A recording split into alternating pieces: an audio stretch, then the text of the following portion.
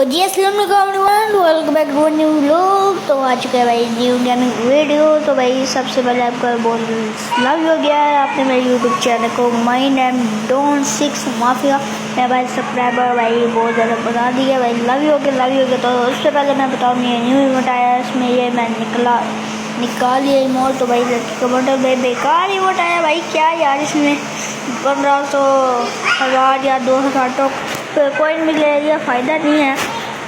तो बाकी ये देखो भाई साहब, ये मैंने बहुत ज़्यादा खरीद लिया है।